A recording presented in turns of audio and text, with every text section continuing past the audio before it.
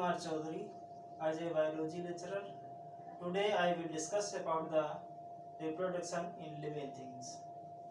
जैसा कि आप सभी जानते हैं कि आज हम जो है सजीवों में जनन पर चर्चा करेंगे। सजीवों में जनन क्या होता है?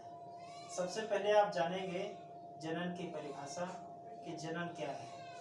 तो जैसा कि आप जानते हैं कि जनन वह प्रक्रिया है जिसमें सभी जीवधारी अपने समान संततियों को उत्पन्न करते हैं। वह प्रक्रिया जो है जनन कहलाती है। दूसरी भाषा में हम ऐसे भी कह सकते हैं कि सभी जीवधारी अपनी वंशागति को बढ़ाने के लिए अपने समान संततियां उत्पन्न करते हैं। वह प्रक्रिया जो है जनन कहलाती है। अब नेक्स्ट हेडलाइन आती है जैसे जनन की निरंतरता।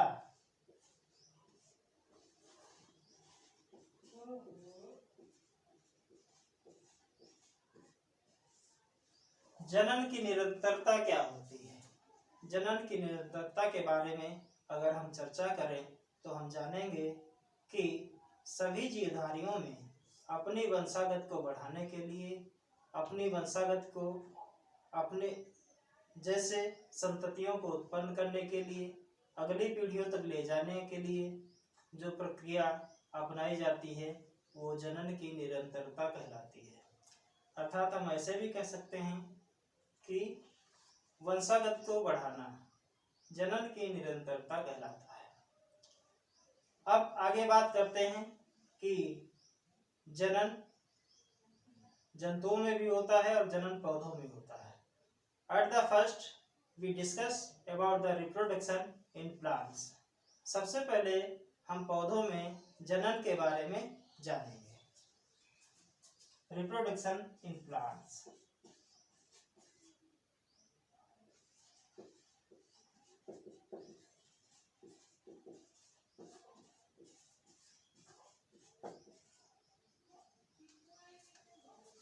यहाँ पर पौधों में जनन के बारे में हम चर्चा करते हैं और ज्ञात होना चाहिए कि पौधों में जनन 3 प्रकार से होता है। Number 1 vegetative reproduction, number 2 asexual reproduction और नंबर 3 सेक्सुअल रिप्रोडक्शन।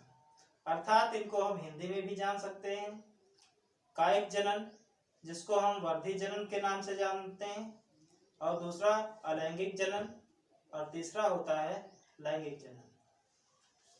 नंबर 1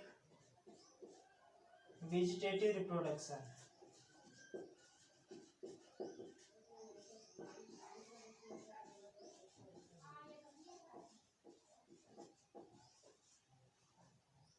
जिसे हिंदी में कायिक जनन कहते हैं।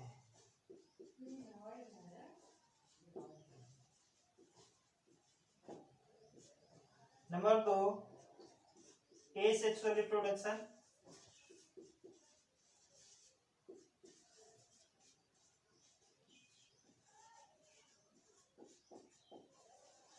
जिसे हिंदी में अलैंगिक जनन कहते हैं।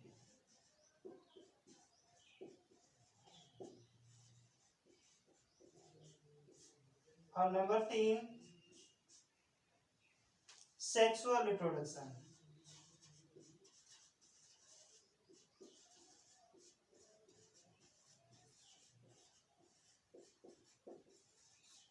जिसे हिंदी में लैंगिक जनन कहते हैं।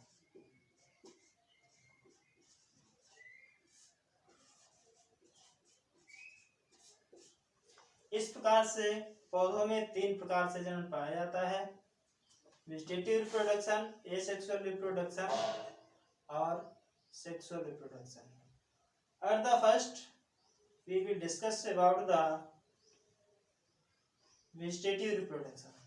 सबसे पहले हम चर्चा करेंगे कि वेजिटेटिव रिप्रोडक्शन क्या होता है, या वर्धी जनन क्या होता है, या कायिक जनन क्या होता है। आइए जानते हैं।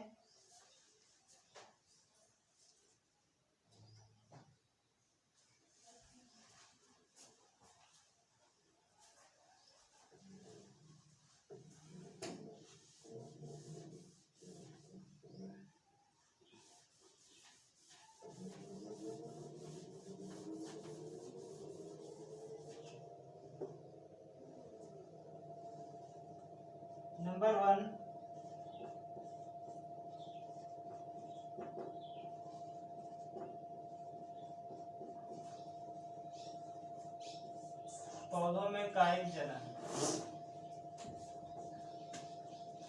पौधों में कायिक जनन क्या है, हम जानेंगे पौधों में कायिक जनन क्या है और किस प्रकार से होता है।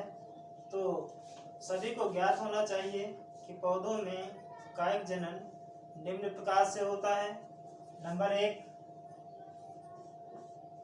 जड़ों द्वारा।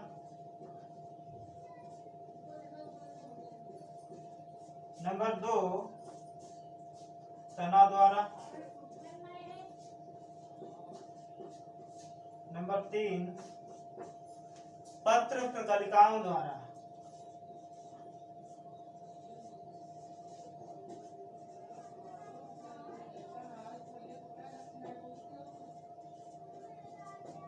और नंबर 4, पत्तियों द्वारा।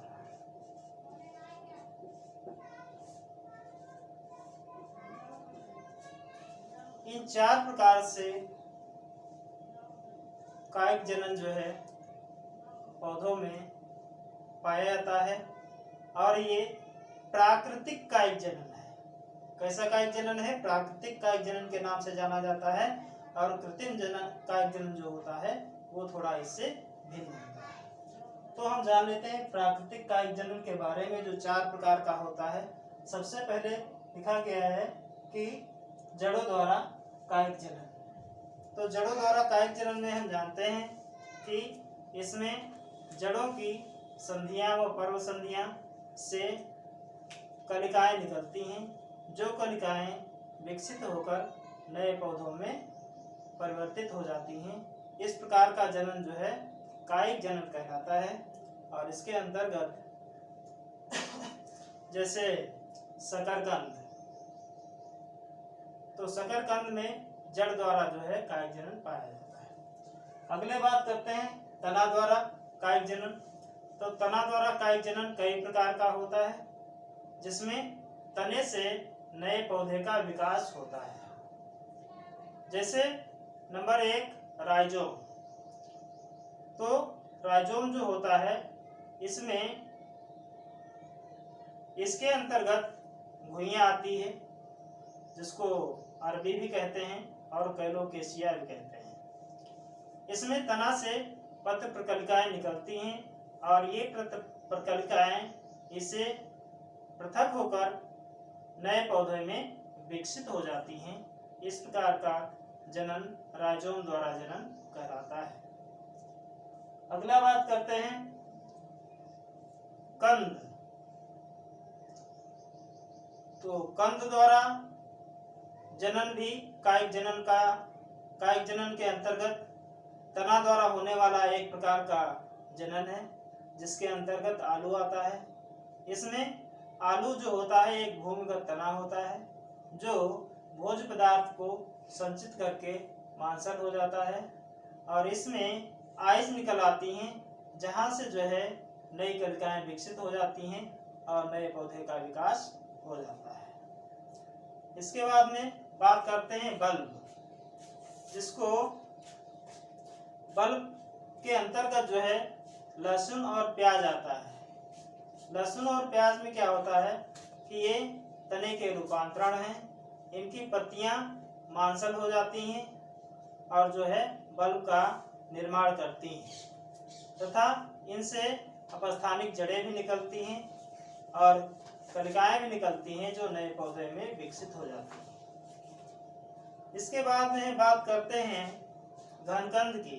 घनकंद के अंतर्गत आपका जिमीकंद आता है, जो भूमिगत तना है और इस तने से पत्र कलिकाएं निकलती हैं, जो नए पौधे में विकसित हो जाती हैं। इसके आगे कुछ अंतःभूस्थारी तने होते हैं, जो भूमि के अंदर ही वृद्धि करते हैं, जिसके अंतर्गत पुदीना आता है। ये भूमि के अंदर वृद्धि करता है और इसका तना तिरछा होकर विकसित होकर ऊपर नए पौधे में परिवर्तित हो जाता है। इसके अतिरिक्त रनर्स कुछ पौधे होते हैं, जिसके अंतर्गत दूब घास आती है। ये जमीन के ऊपर वृद्धि करती है और उसके पर्व तथा पर्वसंधियों से नई कलियां विकसित हो जाती हैं और नए पौधे का विकास हो जाता है। इसके अतिरिक्त स्टोलन भी आता है। स्टोलन के अंतर्गत आपका जो है कैलोकेशिया आता है, केला भी आ जाता है, जिसमें इनके नोड्स तथा इंटरनोड से जो है प्रकलिकाएं विकसित होती हैं और नया पौधा विकसित हो जाता है। इस प्रकार से पौधों में कायिक जनन का ये प्राकृतिक जनन जो होता है, प्राकृतिक कायिक जनन, ये समाप्त होता है। That's all.